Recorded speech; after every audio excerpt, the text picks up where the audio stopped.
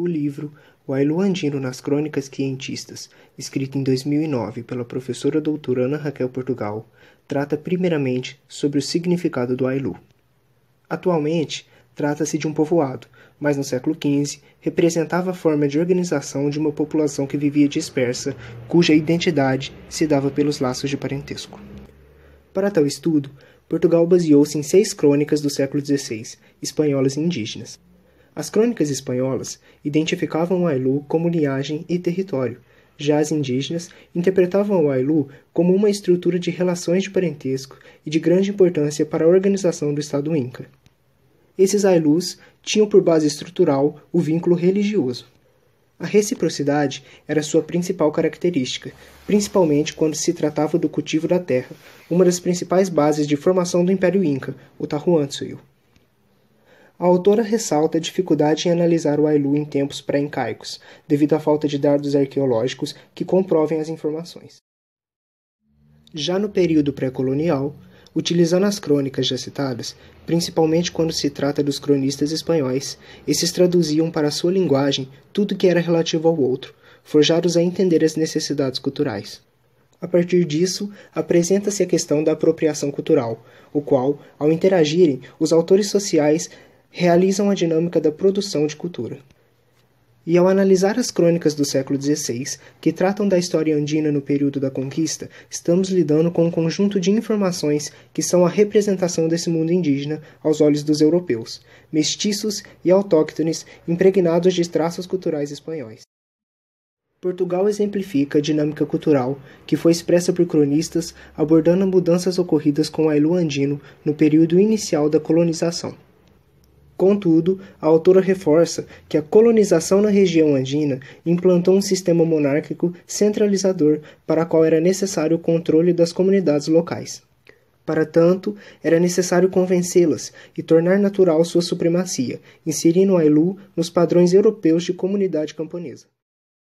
Já no período colonial, o Ailú configura-se como um espaço territorial, visto que é durante o período toledano que vários Ailús são reagrupados para reconfigurar reduções, conferindo-lhes um caráter espacial. As crônicas indígenas de que dispomos foram redigidas durante o período colonial por indivíduos que viveram um processo de aculturação, em que suas utensílias mentais mesclaram-se a traços culturais europeus, originando um discurso mestiço.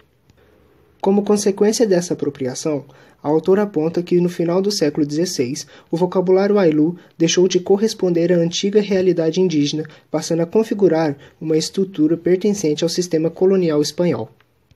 O objetivo desta obra não é realizar um esquema classificatório dessas crônicas, mas compreender que não é possível buscar informações concretas a respeito do mundo andino, por serem produzidas por diferentes membros de uma sociedade hispano-americana, além dos espanhóis, que impuseram sua maneira de ver e pensar o mundo sobre estes povos.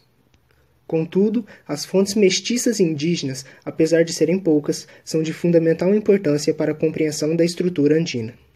A autora aponta que para facilitar a compreensão dessas diferentes representações do Ailú andino, é necessário buscar as raízes culturais dos europeus que chegaram à América. O período analisado na contextualização feita pela autora são os séculos XI ao XIII, que coincidem com as Cruzadas, movimento que abriu novamente o Mediterrâneo para o comércio, além do ressurgimento das cidades. Porém, com este crescimento, vieram as crises alimentícias, as doenças como a peste e, além disso, a Guerra dos 100 Anos, que provocaram a diminuição populacional na Europa no século XIV e favoreceram a busca de novos territórios. Portugal também faz uma análise dos modelos de sociedade medievais na região da Espanha, partindo no século V, quando o colonialismo romano é absorvido pelo clientelismo germânico. A esse sistema é dado o nome de berrétria, que vem de benefactoria. Nesse sistema, os camponeses escolhiam seu próprio senhor e viviam em comunidade. Contudo, no século XIV, houvera a patrimonialização das berrétrias, submetendo os camponeses que nelas viviam a servos do senhor que comprou a comunidade, mesmo que esses ainda possuíssem liberdade jurídica. Tal mudança acarretou para os camponeses na tentativa de buscar melhores condições de vida, visto que, mesmo sendo cidadãos livres, estavam permanentemente atrelados ao seu senhor. Assim, eles buscavam comercializar suas próprias produções, se instalando em núcleos urbanos, gerando na Europa uma crise do sistema feudal e de produção de alimentos, forçando-os a procurar novas fontes de mercadoria. Nesse sentido, surgiu a necessidade de desenvolver tecnologias para a navegação, visto que a antiga Rota da Seda estava bloqueada desde que os otomanos tomaram a cidade de Constantinopla. As navegações apoiadas por Castela, à época sob o governo de Isabel, buscavam chegar às Índias, conhecida na época como Paraíso Terrestre. Sendo assim, ela financiou a navegação de Colombo, que com sua circunnavegação acabou aportando na América, que favoreceu a Espanha na exploração do Novo Mundo. Já durante a colonização, a mão de obra indígena para a exploração fora primeiramente organizada no modelo de encomenda e posteriormente nas reduções. Ambos modelos, que se baseavam nas concepções medievais de comunidade, historicamente baseadas no desenvolvimento da sociedade europeia. Ao trabalhar as crônicas das Índias, buscando interpretar como ocorrera a colonização e o processo de aculturação, Portugal cita os 3 tipos de documentos que relatam o processo de descobrimento, exploração, conquista e colonização do Novo Mundo, que são mais conhecidos pela denominação Crônicas das Índias. Os documentos são cartas-relatórios, relações geográficas e crônicas. Existe uma tentativa de assimilação dessas crônicas, que possuem uma dimensão literária e ideológica com a realidade do Novo Mundo. E boa parte da produção destes documentos provém dos períodos de navegação, visto que os capitães precisavam escrever aos reis suas atividades e características das terras descobertas. Contudo, alguns escreviam com outros propósitos, como busca de melhores condições pessoais ou por interesse em méritos provindos da coroa. Também documentos de ordem etnográfica, produzidos por cronistas que dominavam algumas línguas indígenas e os ajudaram a preservar com seus escritos a memória autóctone.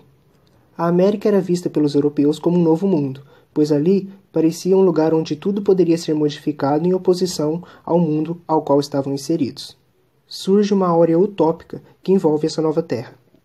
Apesar de possuírem diversos fins, os cronistas que propagaram dados sobre o Novo Mundo buscavam, com unanimidade, uma maneira de integração intelectual daqueles povos à mentalidade ocidental. Poucos desses cronistas chegaram a entender os povos indígenas e a língua fora o principal empecilho. Os cronistas, em geral, eram homens pouco letrados, chegando a existir casos de grandes conquistadores que foram analfabetos. Percebe-se, então, que no caso andino não houve uma passagem da cultura indígena para a cultura ocidental, mas sim um processo de integração de valores ocidentais por esses povos. Existe uma administração indireta dos espanhóis que contavam com a ajuda dos chefes locais. Esse tipo de administração favoreceu a manutenção das tradições indígenas, apesar das ações espanholas ocorrerem no sentido oposto a essa manutenção por meio da evangelização e das reduções. Ainda sobre os cronistas espanhóis, a autora reforça uma visão preconceituosa desses mesmos para com os chefes incas em suas descrições. Rebaixar a autoridade daqueles chefes era uma maneira de legitimar o poder espanhol sobre eles. O Tahuantinsuyo expandiu-se rapidamente através do sistema de reciprocidade durante o período inicial de expansão. O soberano Inca presenteava seus vizinhos que viviam em Ailus e em troca recebia força de trabalho. Antes do domínio Inca, as relações de produção de uma etnia baseavam-se nos laços de parentesco. Esta sociedade teve como uma das principais características a dualidade que se manifestou na divisão existente nos grupos étnicos e nas regiões do Tahuantinsuyo. O trabalho era muito importante no mundo andino. Por isso, os idosos e aleijados eram considerados pobres por estarem incapacitados de trabalhar temporária ou indefinidamente, tendo de ser sustentados pelo grupo a que pertenciam. Esse conceito de pobreza difere do utilizado pelos cronistas espanhóis, que os consideravam pobres porque não tiveram acesso direto à terra e ao pastoreio. A inexistência de dinheiro e comércio no mundo andino foi substituída pela reciprocidade e redistribuição que ajudaram a organizar a economia e a estrutura social incaica. A terra era o mais importante elemento para a população andina. Sobre a sociedade e a economia do Tahuantinsuyo, Portugal afirma que, quando o Tahuantinsuyo se formou, foi indispensável contar com a força de trabalho dos diversos grupos étnicos anexados aos domínios incas pela reciprocidade. A posse da terra centralizou o poder na figura do Inca, o que propiciou o controle de toda a produção necessária para a redistribuição. Dessa maneira, as bases da economia incaica, a reciprocidade e a redistribuição, prosseguiram funcionando tanto nos Ailus como em relação ao Estado, beneficiando em parte a integração do território Inca, já que algumas etnias prosseguiam insatisfeitas ante o domínio incaico. A autora sintetiza propondo que, para analisar melhor o Ailu nas crônicas quentistas e suas transformações do período pré-hispânico ao toledano, deve-se analisar os estudos contemporâneos realizados por historiadores e antropólogos relativos ao assunto. Vale ressaltar que o precursor dos estudos sobre o Ailu foi Henrique Cunot, que por meio de 3 obras sobre o assunto, o interpretou como comunidade que possuía seu próprio campo de cultivo. Tal concepção foi adquirida por alguns pesquisadores e rejeitada por outros, mas logo após se estabeleceu um consenso ao afirmar que o Ailu representa uma perspectiva de comunidade e parentesco. Existiam algumas particularidades específicas de concepção sobre sua organização social, porém estas não fugiam do contexto estabelecido. Portugal conclui a ideia explicitando que os grupos de estudos entre historiadores e antropólogos sintetizaram que o Ailu teve representações diferentes no período pré-hispânico e no colonial.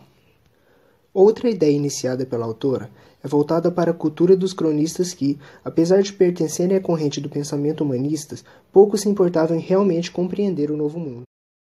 Se preocupavam somente com as questões juristas, teológicas ou filológicas, que são estudos voltados à linguagem.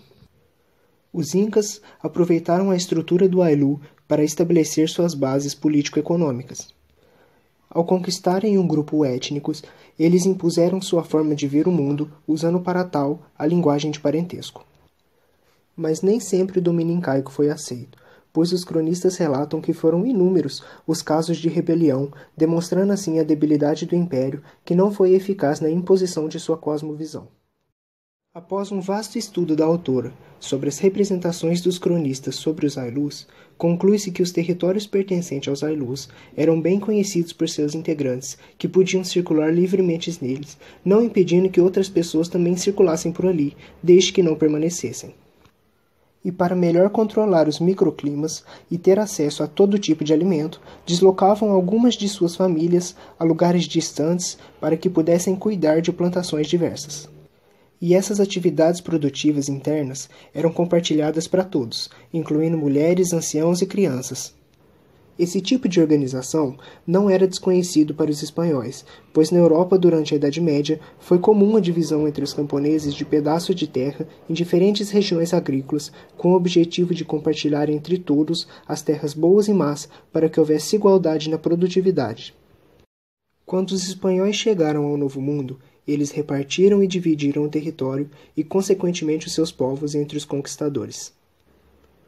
Como esses não conheciam a terra e também não pretendiam trabalhar nela, eles precisariam do conhecimento e da mão de obra daqueles povos nativos.